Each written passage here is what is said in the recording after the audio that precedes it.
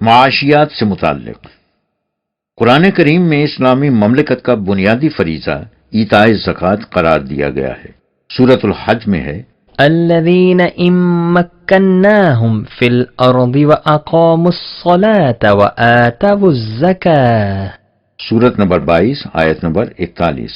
مفہوم ہے یہ یعنی مومنین وہ ہیں کہ جب انہیں ملک میں اقتدار حاصل ہوگا تو یہ نظام صلاۃ قائم کریں گے اور زکوٰۃ دیں گے۔ ایتائے زکوٰۃ کے معنی ہے زکوٰۃ دینا، یعنی اسلامی مملکت کا فریضہ زکوٰۃ دینا ہے۔ زکوٰۃ کے معنی ہے سامان نشو و نما۔ لہذا اسلامی مملکت کا بنیادی فریضہ یہ ہے کہ وہ افراد معاشرہ کی نشو و نما کا سامان باہم پہنچائے۔ نشو و نما میں افراد معاشرہ کی جسمانی پرورش اور انسانی صلاحیتوں کی برومندی دونوں آ جاتی ہیں۔ اس لیے اسلامی مملکت کا فریضہ یہ ہے کہ وہ ایسا انتظام کرے جس سے ہر فرد معاشرہ کی بنیادی ضروریات زندگی بھی پوری ہوتی رہیں اور ان کی انسانی صلاحیتیں بھی پورے طور پر نشو و نما پا جائیں۔ اسے ربوبیت کہتے ہیں۔ ربوبیت عالمینی خدا کی صفت ہے۔ الحمد للہ رب العالمین۔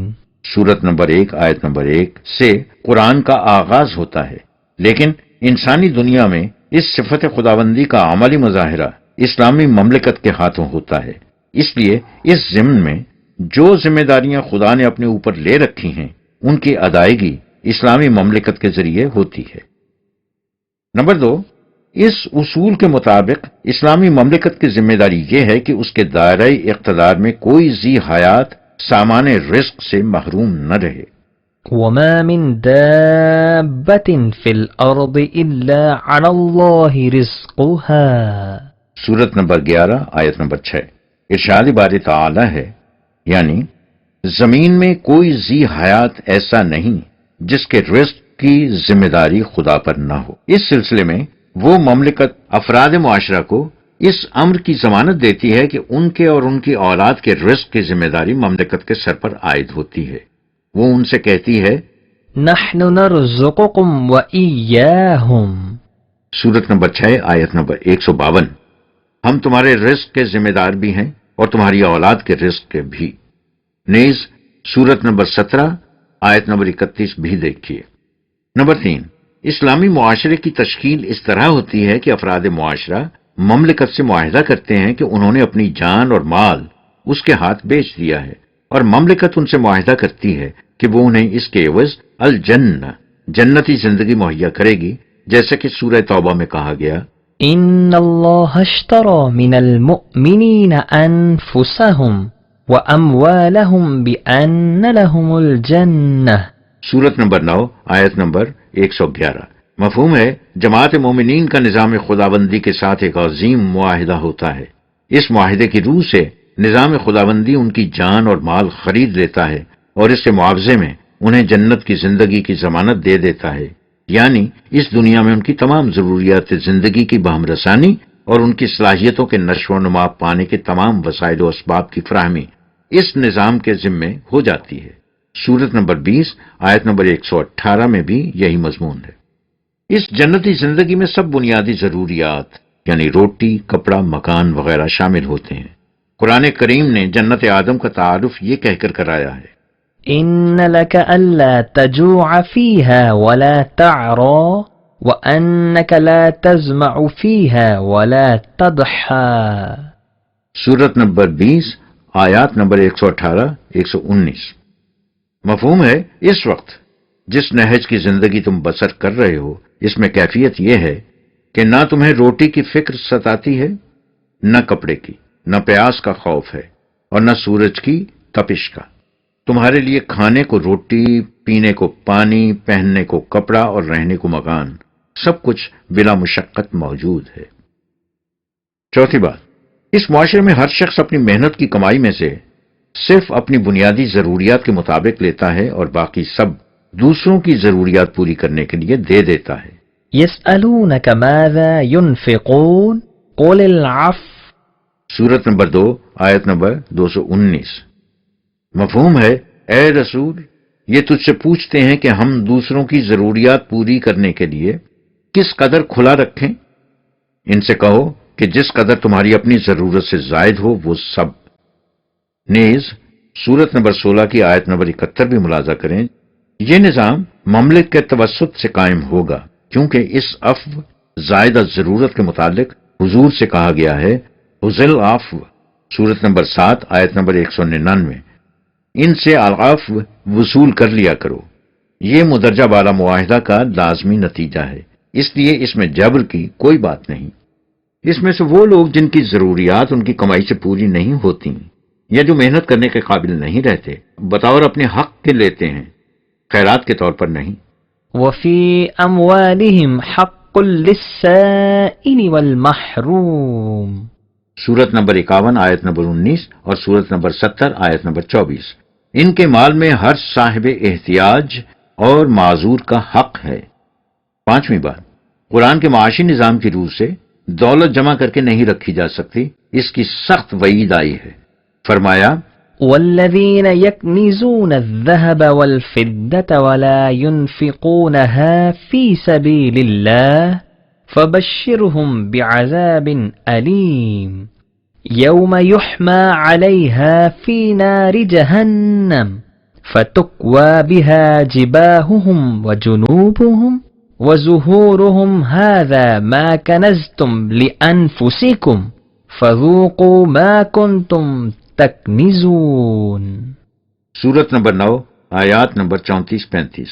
مفہوم ہے، اے رسول، تم ان علماء و مشائخ کو اور ان کے ساتھ ان لوگوں کو جو ان کے خود ساختہ شریعت کی آڑ میں نظام سرمایہ داری کو منشاء خداوندی کے عین مطابق سمجھ کر سونے چاندی دولت کے ڈھیر جمع کرتے رہتے ہیں اور اسے نوع انسان کی بہبود کے لیے عام نہیں کرتے، علم انگیز عذاب کی خبر سنا دو۔ نظام خداوندی کے دور میں اس مال کو جہنم کی آگ میں تپایا جائے گا، جس کے شعلے دلوں کو لپیٹ لیتے ہیں، جیسا کہ سورت نمبر 104 آیات نمبر 6-7 میں فرمایا گیا، اور اس سے ان کی پیشانیاں، ان کے پہلو اور ان کی پیٹھیں داغی جائیں گی، اور ان سے کہا جائے گا کہ یہ ہے وہ مال جسے تم نے تنہا اپنے لیے جمع کر رکھا تھا اور دوسروں کو اس سے محروم کر رکھا تھا، سو جو کچھ تم نے یوں جمع کر رکھا تھا اس کا اب مزہ چکھو۔ نہ ہی اسے اس طرح گردش میں رکھا جا سکتا ہے کہ وہ اوپر کے طبقے ہی میں چکر لگاتی رہے۔ كي لا يكون دولة بين الأغنياء منكم، سورت نمبر 59 آیت نمبر 7۔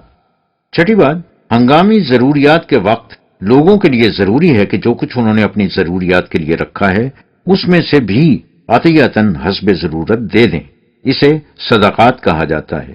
یہ بھی انفرادی طور پر نہیں ہوگا بلکہ نظام مملکت کے تابع ہوگا، اس لیے حضور سے کہا گیا تھا، خذ من أموالهم صدقة تطهرهم وتزكيهم بها وصل عليهم إن صلاتك سكن لهم والله سميع عليم۔ سورت نمبر 9 آیت نمبر 103۔ مفہوم ہے، تم ان کی مالی امداد صدقات قبول کر لیا کرو اور مناسب تعلیم و تربیت سے ان کے قلب و دماغ کی تطہیر اور ان کی صلاحیتوں کی نشو و نما کا انتظام کرو، اور ان کے اچھے کاموں کی تحسین و ستائش سے ان کی حوصلہ افزائی کرو، اس سے انہیں اطمینان خاطر اور سکون قلب حاصل ہو جائے گا۔ یقیناً اللہ ہر ایک کی بات سننے والا اور سب کچھ جاننے والا ہے۔ ان ہنگامی ضروریات کی بعض مداد کی قرآن کریم نے خود تصریح کر دی ہے، جہاں کہا ہے کہ إنما الصدقات للفقراء والمساكين والعاملين عليها والمؤلفة قلوبهم وفي الرقاب والغارمين وفي سبيل الله وابن السبيل فريضة من الله والله عليم حكيم۔ سورت نمبر 9 آیت نمبر 60۔ مفہوم ہے، صدقات کے متعلق یعنی اس مال کے متعلق جسے مملکت رفاہ عامہ کے لیے صرف کرتی ہے، یہ سمجھ لینا چاہیے کہ اس کی تقسیم کسی کے ذاتی مفاد یا انفرادی جذبات کی تسکین کے لیے نہیں ہوگی، یہ در حقیقت ان لوگوں کا حق ہے۔ کون لوگ؟ پہلے نمبر پہ جو اپنی نشو و نما کے لیے دوسروں کے محتاج ہوں، یعنی کسی وجہ سے خود کمانے کے قابل نہ ہوں۔ دوسرے وہ جن کا چلتا ہوا کاروبار یا نقل و حرکت کسی وجہ سے رک گئی ہو۔ تیسرے، جو لوگ صدقات مملکت کی اس آمدنی کی وصولی پر مامور ہوں ان کی کفالت کے لیے۔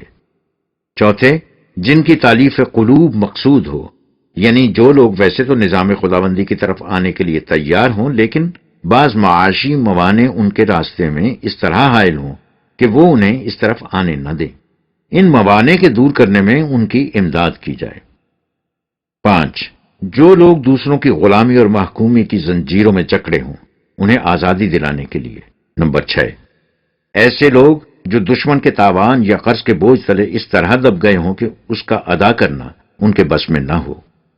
7واں، نیز ان باہر سے آنے والوں کا جنہیں مالی امداد کی ضرورت لاحق ہو جائے۔ نمبر 8، ان کے علاوہ اور جو کام بھی نظام خداوندی کے لیے مفید اور نوع انسان کی فلاح و بہبود کے لیے ممد و معاون ہوں انہیں سر انجام دینے کے لیے۔ یہ اللہ کے ٹھہرائے ہوئے ضوابط ہیں اور اللہ کے ٹھہرائے ہوئے ضوابط علم و حکمت پر مبنی ہوتے ہیں۔ اس آیت میں فی سبیل اللہ کی مد بڑی جامع ہے۔ اس میں تمام ایسی مدات آ جائیں گی جنہیں اسلامی مملکت ضروری سمجھے۔ نوٹ: ہمارے یہاں ان مدات کو زکوٰۃ کے مصارف کہا جاتا ہے، یہ صحیح نہیں۔ قرآن کریم نے بالتصریح انہیں صدقات کی مدات کہا ہے، زکوٰۃ کی نہیں۔ خود زکوٰۃ کا مروجہ مفہوم بھی قرآنی مفہوم سے مختلف ہے۔ 7ویں بات یہ ہے، بنیادی طور پر پیداوار کا ذریعہ زمین ہے۔ چونکہ اسلامی مملکت نے ایتائے زکوٰۃ کی اہم ذمہ داری پوری کرنی ہوتی ہے، اس لیے یہ بنیادی ذریعہ پیداوار یعنی زمین افراد کی ملکیت میں نہیں رہ سکتا۔ زمین مملکت کی تحویل میں رہتی ہے تاکہ اس سے تمام ضرورت مندوں کی ضروریات یکساں طور پر پوری ہوتی رہیں۔ سورہ حامیم میں ہے، وجعل فيها رواسي من فوقها وبارك فيها وقدر فيها أقواتها في 4 أيام سواء للسائلين۔ سورت 41 آیت 10۔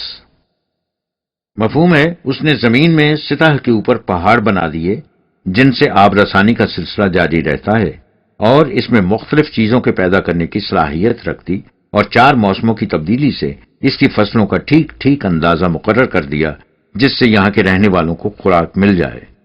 زمین کی یہ پیداوار ہر ضرورت مند کے لیے اس کی ضرورت کے مطابق یکساں طور پر کھلی رہنی چاہیے، کسی پر اس کے دروازے بند نہیں ہونے چاہیے۔ سورت نمبر 39 آیت نمبر 67 اور سورت نمبر 56 آیت نمبر 63 اور 73۔ نوٹ: قرآن کریم میں متعدد مقامات میں اس کی صراحت موجود ہے کہ زمین تمام انسانوں کی ضروریات پوری کرنے کے لیے پیدا کی گئی ہے۔ چونکہ اس کتاب میں استیعاب مقصود نہیں، اس لیے تمام متعلقہ آیات کا درج کیا جانا ضروری نہیں سمجھا گیا۔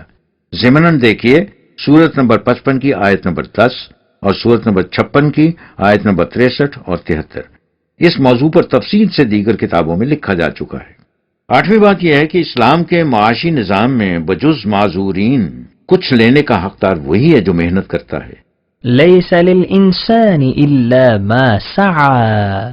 سورت نمبر 53 آیت نمبر 39۔ اس کا بنیادی اصول ہے، جیسا کہ ربا کے عنوان میں بتایا جا چکا ہے، سرمایہ پر کچھ زیادہ لینا ربا ہے جو قطعاً حرام ہے اور خدا اور رسول کی طرف سے اعلان جنگ کا مستوجب۔ اصل یہ ہے کہ اس نظام میں جب کسی کے پاس زائد ضرورت رہے گا ہی نہیں تو سرمایہ پر معاوضہ ربا کا سوال ہی پیدا نہیں ہوگا۔ 9ویں بات یہ ہے، جیسا کہ شق نمبر 4 میں بتایا جا چکا ہے، اسلامی نظام میں فاضلہ دولت کسی کے پاس نہیں رہتی، لہذا اس میں ذاتی جائیدادیں کھڑی کرنے کا بھی سوال پیدا نہیں ہوتا۔ اس میں زمین، دولت، صنعت، کارخانے، تجارت وغیرہ سب امت کی مشترکہ تحویل میں رہتے ہیں تاکہ افراد معاشرہ کی ضروریات زندگی پوری ہوتی رہیں اور ان کا معیار بلند سے بلند تر ہوتا چلا جائے، اور یہی نظام اپنی حدود سے آگے بڑھ کر عالمگیر انسانیت میں بھی عام ہو جائے۔ 10ویں بات یہ ہے، اسلامی مملکت کا فریضہ ہوگا کہ وہ قرآن کریم کی اس اصولی رہنمائی کی روشنی میں اپنے ہاں ایسا معاشی نظام قائم کرے جو ربوبیت کے ان تقاضوں کو پورا کرتا جائے، اس شرط کے ساتھ کہ اس میں کسی فرد کی ذات کی نشو و نما نہ رک جائے، نہ ہی اس کے شرف انسانیت کو ٹھیس پہنچے۔ یہ نظام بتدریج قائم ہوگا، قرآن کریم میں خیرات، وراثت وغیرہ سے متعلق احکام اس عبوری دور کے لیے ہیں جس میں ہنوز یہ نظام زیر تشکیل ہو اور اپنی تکمیل تک نہ پہنچا ہو۔ اسے بھی پیش نظر رکھنا چاہیے کہ یہ نظام ان افراد امت کے ہاتھوں متشکل ہوگا جو اسے اپنے ایمان کا جزو اور قلبی تقاضا سمجھیں۔ یہی اس کے قیام اور استحکام کا جذبہ محرکہ ہوگا۔ اس جذبہ محرکہ کے بغیر اس قسم کا عظیم نظام نہ قائم ہو سکتا ہے، نہ باقی رہ سکتا ہے۔